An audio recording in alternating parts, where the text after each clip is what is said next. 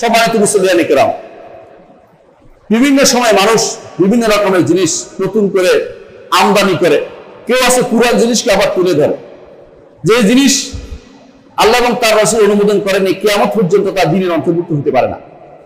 দ্বীন আমরা পেয়েছি আল্লাহ এবং তার রাসূল থেকে, আল্লাহর কুরআন এবং রাসূলের হাদিস থেকে।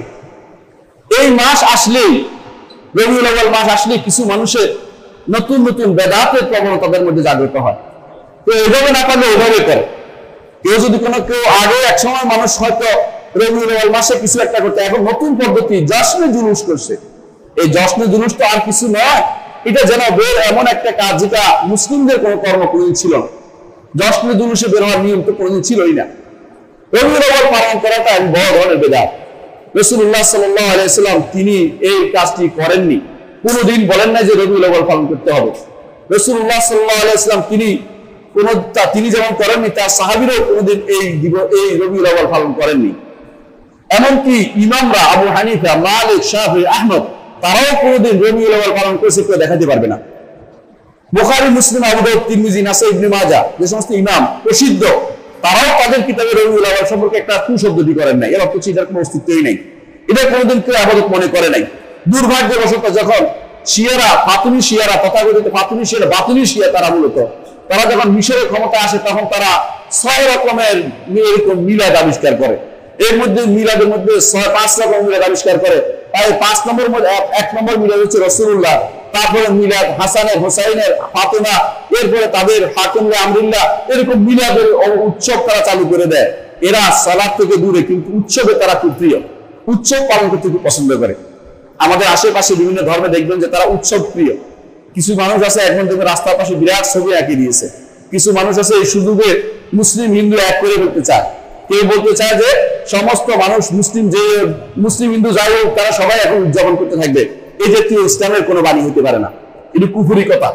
ইসলাম বলে মুসলিম আলাদা থাকবে, তার হিন্দু বৌদ্ধ এরা আলাদা থাকবে, প্রত্যেকে তার দিন নিয়ে আলাদা থাকবে, একের ভিতরে একে ঢুকবে না। ইসলাম দাওয়াতি ধর্ম, ইসলাম দাওয়াত দেয় হক কথা নেওয়ার জন্য, কাউকে কারো থেকে কিছু নেওয়ার জন্য নয়। কারণ ইসলাম দ্বীনুল কামেল, পরিপূর্ণ দ্বীন, এখানে আর কোনো কিছু ঢুকানোর সুযোগ নেই। যারা বিদআত করছে তারা এই জায়গা, তারা হয়তো এটা মনে করবে যে রাসূলুল্লাহ সাল্লাল্লাহু আলাইহি ওয়াসাল্লাম তাদেরকে বর্ণনা করেন নাই, এটা দরকার ছিল কিন্তু বর্ণনা করেন নাই। এর অর্থ কি? রাসূলুল্লাহ সাল্লাল্লাহু আলাইহি ওয়াসাল্লামকে অপবাদ দেয়া। রাসূলুল্লাহ যদি এত দরকারি হতো রাসূল কি বলতেন না? অবশ্যই রাসূলুল্লাহ সাল্লাল্লাহু আলাইহি ওয়াসাল্লাম বলতেন। যদি এত দরকারি হতো, ভালোবাসার নমুনা হচ্ছে রাসূলুল্লাহ সাল্লাল্লাহু আলাইহি ওয়াসাল্লামকে ভালোবাসতে, তার নমুনা হচ্ছে সাহাবায়ে কেরাম। সাহাবায়ে কেরাম তাদের জীবনে কোনোদিন করেন নাই। আপনি দাবি করছেন করছে, আপনাদের মিথ্যা দাবি, এগুলি মিথ্যা দাবি। অধিকাংশ মানুষ বলবে অমুক কিতাবে আছে, অমুক কিতাবে, এগুলি কিতাব নয়, এগুলি বানোয়ার কথা। অনেকে বলে যে আবু বকর করেছে, ওমর করেছে, ওসমান করেছে, যত দাবি মুখস্থ বলতেই পারে, কিন্তু এগুলি কোনো সনদ দিয়ে কোথাও বর্ণিত হয় না, কারণ এগুলি থাকার প্রশ্নই আসে না। সবাই এক বাক্যে জানে যে এটা হচ্ছে 5ম শতাব্দীতে এই বেদাত চালু হয়েছে। এর অর্থ হচ্ছে এর আগে এই ব্যাপারে কোনোদিন কেউ চিন্তাও করেনি। তাহলে বোঝা গেল যে এই জাতীয় রবিউল আউয়ালের বেদাত যারা চালু করেছে এরা গুনার কাম করছে। রবিউল আউয়াল সংক্রান্ত কোনো রকমের বেদাত করা যাবে না। রাসূলুল্লাহ সাল্লাল্লাহু আলাইহি ওয়াসাল্লাম তিনি সোমবারে জন্মগ্রহণ করেছেন, আল্লাহ তাআলা তাকে সোমবারে দুনিয়াতে পাঠিয়েছেন, সোমবারে পাঠিয়েছেন। আবার তিনি মারা গেছেন এরকম সোমবার বা বৃহস্পতিবার তিনি মারাও গেছেন। জন্ম মৃত্যু আল্লাহর হাতে। মানুষ ইচ্ছা করলো 1 মিনিট আগে বা 1 মিনিট পরে আসতে পারে না বা যেতে পারে না। মানুষ যে মৃত্যু যখন আসবে সে ওই সময়ে যাবে, 1 মিনিট পরেও নিতে পারবে না। তাহলে বোঝা গেল যে আপনি জন্ম মৃত্যু নিয়ে কোন রকমের যত রকমের অনুষ্ঠান করবেন সবগুলি বেদাত এবং সবগুলি হচ্ছে ইসলাম বহির্ভূত কাজ। এই জন্য মুহাম্মদ রাসূলুল্লাহ সাল্লাল্লাহু আলাইহি ওয়াসাল্লামের সাহাবীরা যখন তারা হিজরি সংগ্রহণ শুরু করেছেন, হিজরি থেকে শুরু করেছেন, তারা রাসূলুল্লাহ সাল্লাল্লাহু আলাইহি ওয়াসাল্লামের জন্ম বা মৃত্যু থেকে শুরু করেন নাই। যেটা করেছে খ্রিস্টানরা, তারা করেছে ধরে নিয়েছে, তাদের তো শুদ্ধ নয়। আপনি জানা থাকা উচিত ঈসা আলাইহিস সালাতু ওয়াস সালাম তিনি মারা যাননি। তারা মিলাদ ধরে নিয়েছে, ঈসার মিলাদ, যে এত তারিখে ঈসা আলাইহিস সালাতু ওয়াস সালাম তিনি তার জন্ম হয়েছে, সেটাও সত্য নয়, এটা ইতিহাস সত্য বলে না। এই যে তারা খ্রিস্টাব্দ আমরা ধরি যে ঈসা আলাইহিস সালামের মৃত্যুর জন্মের পরে বসে তারা, কতটা ঠিক নয়। বরং অনেক পরে তারা একটা নির্ধারণ করে নিয়েছে যে এই বছর থেকে আমরা শুরু করব, সেটাই তারা করেছে। এর অর্থ হচ্ছে আসলেই জন্ম দিবস পালন করা বা কোনো ব্যক্তি যত বড় হোক না কেন তা কারো জন্ম দিবস পালন করা ইসলামে নাই এবং পূর্ববর্তী কোনো দিনও ছিল না।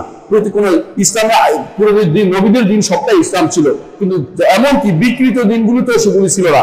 কিন্তু দুর্ভাগ্যবশত কিছু মানুষ শুধু পছন্দ করে নতুন নতুন পদ্ধতি আবিষ্কারকে পছন্দ করে, এগুলো সবই হচ্ছে বেদাত। এই জন্য কেউ সেখানে অবস্থান করা, সেখানে দাঁড়ানো, সেখানে মিষ্টির জন্য টাকা দেয়া অথবা সেখানে কোনো রকমের সহযোগিতা করা সবই হারাম হবে। সেখানে কোনোভাবেই যেন কেউ অবস্থান আমরা না করি। আল্লাহ আমাদেরকে এই বিষয়গুলো থেকে দূরে রাখুন। আর মনে রাখবেন যে এই যে সময়টা আসছে, এই সময়টা যত বেশি পারে সুন্নতের দিকে থাকা দরকার। আপনি একটা সুন্নতের উপর আমল করতে পারেন, কিন্তু একটা বেদাতের অর্থ হচ্ছে আপনি আরেকজনকে প্ররোচনা দিলেন। এই যে বেদাতগুলি যখন সমাজে প্রচলিত হচ্ছে, আমাদের বলা উচিত যে যতটুকু জানি যেটা বেদাত, এটা যত না বলবেন তত বেদাত প্রসার লাভ করবে, সুন্নত তত স্তীমিত হয়ে যাবে। এই জন্য এই বেদাতগুলির ব্যাপারে সোচ্চার থাকা উচিত। যে যেখানে আছেন সেখানে বলবেন বেদাত, তার পরিবারের মধ্যে যেন না হয়। প্রত্যেকে যদি তার পরিবারের মধ্যে বন্ধ করতে পারি, তাহলে বেদাতগুলো একসময় বাংলাদেশ থেকে উঠে যাবে। এই জন্য এই ব্যাপারগুলো আমাদের গুরুত্বের সাথে নিতে হবে।